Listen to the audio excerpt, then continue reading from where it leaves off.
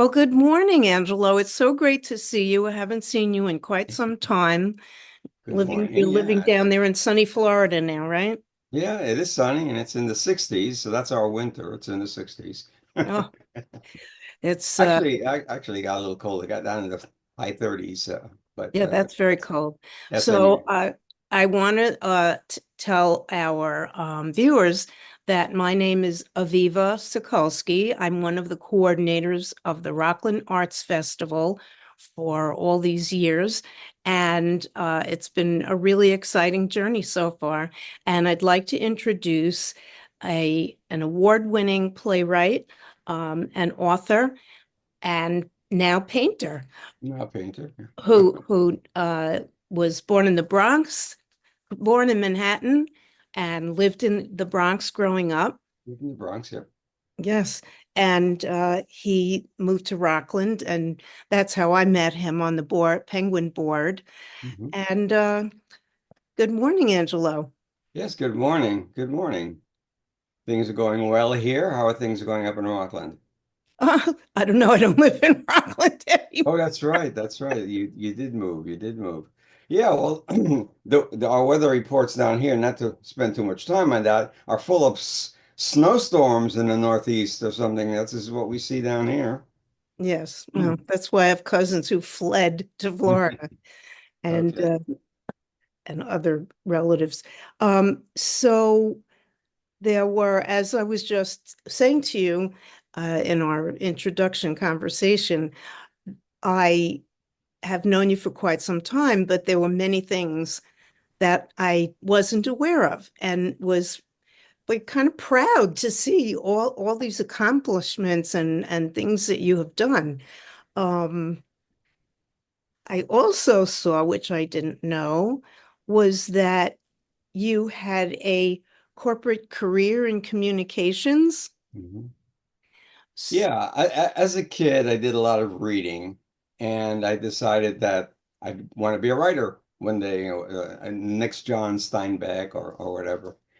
And but I also knew conventional wisdom is that you really can't make a living in the arts, that you need to have a day job. So I studied journalism at Fordham University, and my first job out of college was working for a weekly newspaper in Orange County, just north of Rockland. And then I went into the corporate world, writing booklets and brochures and speeches and video scripts and newsletters for the corporation. It paid well. It was boring, but it paid well. And then in 1985 or so, I was through with that. And oddly enough, here's how I got into the arts. In the corporate world, you're often called upon to make speeches, stand in front of a group of people and make a presentation. And I'd be a wreck. I couldn't do it. I was so nervous. So I decided to take an acting course. And I took an improv course, and that introduced me to theater, and I never looked back. I would write little skits, and my acting colleagues would do it, and it was intoxicating to write words and then see the acting students actually do it. I quit my job. I went as a freelance writer doing some freelance corporate stuff to make a living, and I started writing plays. Rather than novels, which I thought I would do, I ended up writing plays, and I haven't looked back. It's great. That's wonderful. It's funny that you say that because I also took acting at college because I was so afraid to get up in front Yeah, of people. there you And go. it was really extremely helpful. I give that advice to anyone who feels uncomfortable speaking in front of people. Take an acting class because it really does. It teaches you not only to express yourself well and stand in front of people, but to be yourself. Just relax and be yourself because that's what acting is about. Be yourself within the character, or you Mhm. can be yourself within life, and that it made me feel like pretty much anything you do that's authentic is right, and so it worked. Yeah, Well put from a writer. yeah.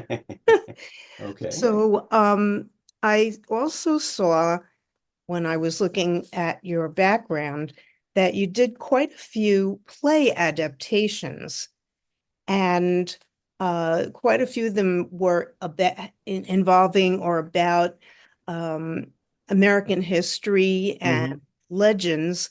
Uh, hmm What got you into doing that? That I was curious about that. Money. There you Basically, go. basically, a friend of mine, was, at the time, he's retired now, was working for a company called Benchmark, which was a Oh, company that put out educational materials for yes, schools. And yes. I was thinking about that, so I have some, I think I could show you some. I did a number of small booklets for students on various subjects. This one was on an adaptation of Arthur Conan Doyle's The Red-Headed League. Mm-hmm. This one was a piece on Patrick Henry and his "Give Me Liberty" or "Give Me Death" speech. I did Mm-hmm. something on the letters of the Adams, Abigail and John Adams, an adaptation of the "KC at the Bat" poem, and a little piece on Benjamin Franklin, etc. They were fun to do, and as I said, they helped pay the rent. And yeah, they're still available. They're still available. What's it, 20 years later? So. That's wonderful. So So they were fun to do. do you make money when those are sold? Are they like, is it like in music? In freelance writing, there are two ways you can do it. One is work for hire. I mean, you just get paid and that's it, which is what happened in this case. Uh-huh. In theater, however, you get royalties. So every time my play is Royalties. done, Thank you. I couldn't think of the I word. I will get a little bit of money in terms of royalties. So that's how that works. The Devil's Music, The Life and Blues of Bessie Smith is my most successful piece.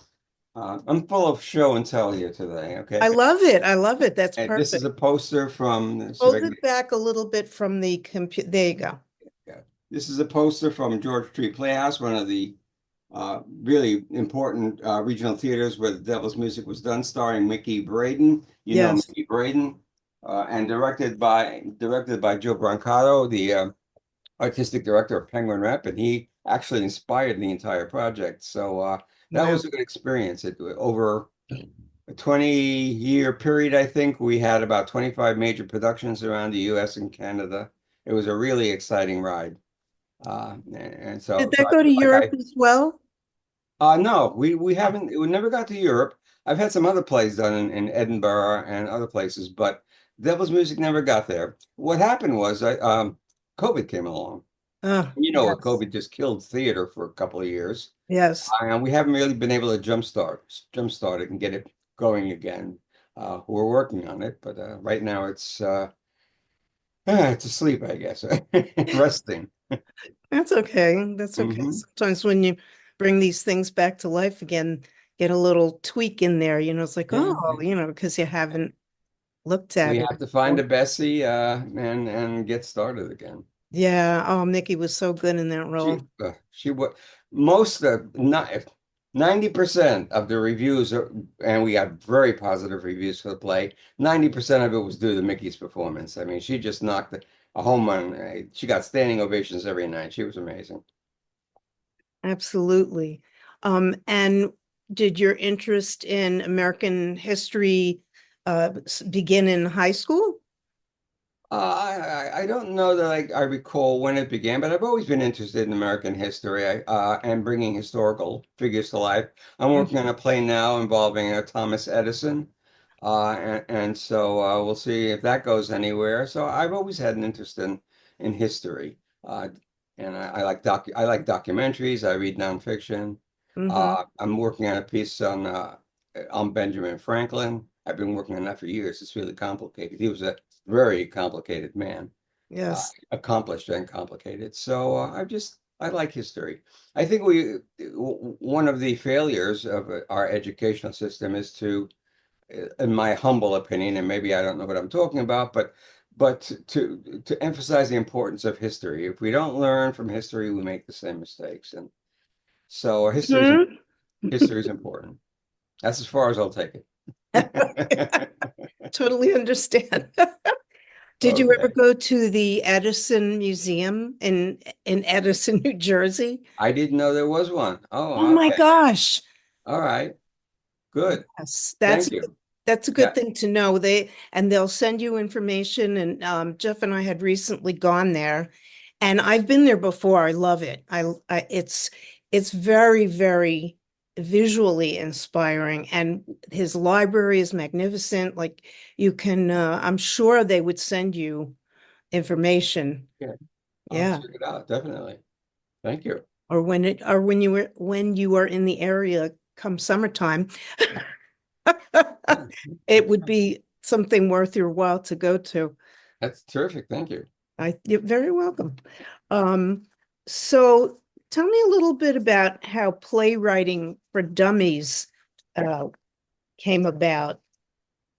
Yeah, well, you're familiar with our the Penguin Repertory Board, Penguin Rep Theater Board, Yes. and a fellow board member, Joe Grosso. I am sure whether it's Grosso or Grosso, but Joe at the time was working for the Wiley publishers, Hmm. and we he recommended me as a potential writer for Playwriting for Dummies. See if I can get it here. Another show and tell. Playwriting for Ta-da. Dummies, I available love at Barnes and Noble and online. Yeah, put Playwriting it for in there. Dummies. And it was actually a very interesting experience. I had 6 months to write that book, and it would have been impossible. Yeah, it's crazy. That was essentially a chapter a week I had to write. Wow. And I would not have been able to do it if it weren't for the fact that I was teaching playwriting at RCC and I already had tons of notes. If I didn't have those notes, who Mhm. could write a book like that in 6 weeks without resources ready? So I was able to do it and it was fun. And every year I get a check for $250 in royalties or so at the end of the year. It's not a big seller, but it's there. And people, I do get inquiries, email inquiries from people who've read the book and ask questions. It's fun. It's That's fun. awesome. Well, Yeah. it's also a series that's been going on for a Oh while. yeah. So people are familiar with that, and that helps. The Dummy series is really great. I mean, I'm sure that probably isn't anybody who hasn't bought a Dummies book for one reason or another. Acting for Dummies and Mathematics for Dummies and Art Cooking for for Dummies. dummies. What was that? I think there's a cooking one. Okay, I'm sure. I'm sure there will be. Probably there's doing online interviews for dummies, probably. You never know. Touche. No, no, no. Yeah, I would definitely read that. You're doing terrific. Um, let's see. Oh, and I just wanted to read a couple of the comments about the Devil's Music. Oh, The New York Daily News had said it was one of the top 10 off-Broadway experiences, and The Devil's Music was nominated for a Lucille Lortel Award. I loved this one. In 2012, it was um, invited to the Montreal International Jazz Festival, the only play ever invited to the music festival. yeah. We went up there, Sandy, my wife Sandy and I. We went up for the festival, and we enjoyed the festival, and we saw obviously a number of performances of the Devil's Music. It was very successful up there. The reason why is it's because it's the Devil's Music is a play about Bessie Smith, but there's a lot of her singing in it. So it's a lot of music in it, which is one of the reasons why the Montreal Jazz Festival was interested. And it Yes, worked out well. It worked out. yes. Yeah, that was very exciting. Um, so tell me about Journey of the Heart. That seems it's very relevant to me right now, particularly because a friend of mine had been waiting and waiting and waiting for a liver transplant, and she's a little bit younger than me, but she was getting very depressed, and I just Um, found out that it was done and things are going well. Good. Good for And a her. very dear friend of mine, her son with cystic fibrosis, needed a bilateral lung transplant, That means both lungs. Wow. and he's doing great. Tons of Okay. medications, but and so I saw that and I was like, what a it's such an agonizing thing for this committee to discuss. You know, you have a 60 something year old and you have a 10-year-old and and then all the different conditions they have. And so what inspired you with that One play? of the jobs I had when I was still in the corporate world was for a pharmaceutical company, and Mhm. I was writing an article on a particular pharmaceutical representative featuring his Mhm. work. And on the day I was spending with him, he went into one of these patient ethics and I've forgotten the name of what the committee is called, but it was a committee of people who sit there, people from all walks of life, who decide who gets a heart for transplant. They have several Wow. candidates. They look at health, they look at the ability of the individual to sustain the medication, et cetera, et cetera. And Mm, I'm sitting there with my jaw hanging open, thinking, this is how it happens. These are the people who decide who they wouldn't want to put it this way, but essentially who lives and who continues to wait and maybe dies waiting. yeah. And it was such a powerful experience that I wrote a play Mhm. about it, about a hospital committee who decides whether a entertainment celebrity or a young lady, young girl, young African American girl gets a heart. And it was very successful. It's been done in California a number of times. Mhm. It hasn't been done here on the East Coast, but it was done in California and it was well reviewed. And it's a very powerful play, and it's not a happy play. It's not a play where you come out bouncing with a big smile on your face because it's about real stuff. It's about the fact that some people don't make it. Some people just don't. And I have when I was in New York, I have to check my Florida license now. When I was in New York, my driver's license, I checked organ donation on the back Mm. because Yes, I'm me dead, too. I'm dead. Well, if my organs can help save lives? Yes. Great. I mean, that would be great. If my heart, my lungs, whatever, can help other people live, why not? You know? Mhm. I And agree. so yeah, so and I don't know if Florida does it. Now I'm in Florida, I better check my license to see if it's on there. Mhm. But anyway, that was what the play was about. It was well received, and I feel like it's an important play. It has something to say, and Absolutely. hopefully I send the play out. What playwrights do, like actors audition for plays, well, playwrights send plays out to theaters and hope in the hopes of getting a theater interested in producing it. And so that's one of the plays I send out, and maybe it'll get done somewhere again. So do you send it out to um like Penguin is a smaller theater. You send it out to theaters that like do you start with 100 seat theaters or like how do you think about it? There are a number of listings for playwrights, as there are for artists, Hmm. uh, of theaters and the kinds of plays they like to do. So you go through the listing and you say this theater likes large cast plays and it does a lot of drama. I send my play to that particular theater. So that's how it works. Ah, Penguin, for instance, Penguin Repertory Theater couldn't do my play, that particular play, Journey of the Heart, as much as I think it would be right for the audience, because it requires 8 actors, and Penguin just doesn't do shows that large. Generally, 4, sure. maybe 5 is max. So Yeah. it's too Well, big. It's too big for Penguin and the practical realities of that yeah. theater. Of it being an equity theater and them having to pay a Yeah, certain yeah, rate. yeah. Sure. And the So insurance. but so that's what you do. You just go through various listings, directories, and check out which theaters might be interested. Unfortunately, you're in the arts. It's it's highly competitive. There are Yes. thousands and thousands upon thousands of playwrights and millions of artists, and so to get attention for your work, no matter how good it is very difficult. It's one of the things I tell aspiring writers that there's just a lot of competition out there. Don't take rejection as a rejection of your work. It's just maybe not right for that particular theater. Right. And it's rough. It's rough. There's a lot of competition out there. Yeah, and you have to be strong, your own self-esteem. You have to Yeah. be strong, and it's not always easy. But I before we run out of time, because the I just got a little window that said, you're running out of time. I'm like, okay. Um, I see a painting behind you. Is that your painting? One of your Yeah, this is paintings? what I'm working on. I don't know how well you can Oh, see look at it. that. Uh, yeah, it's a landscape I'm working on. I've been taking lessons for 2 years, and it's coming along well. People are Beautiful. at what I'm doing is I'm sort of let's see if I can get this here. I'm working from a picture, Wow. and I'm painting that, and I feel like it's coming along. It sure is. I love the Unfortunately, I sky. can't really bring it any closer without No, no, that's fine. making a mess here. Yeah, So I'm having fun with that. yeah, so we have another branch of your talent that Yeah, jack of all trades, master of none, I guess is the old saying. is But it's fun. It's fun to have things to do, things that make you want to get up in the morning when the alarm clock goes off that I'm looking forward to doing some painting this afternoon, etc. So it's just nice to you know that you have that experience too.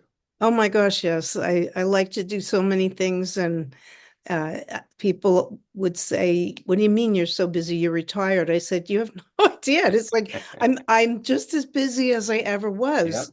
yeah, that's true. That's true.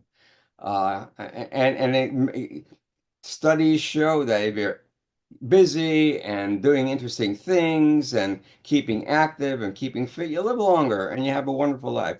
People who just sort of close in and withdraw into themselves, they just don't do as well.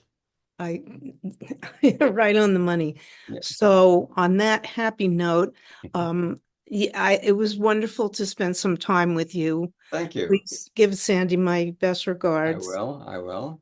And just to again tell the viewers that this is from the Rockland Arts Festival, one of our writer interviews with the talented, award-winning Angelo Parra.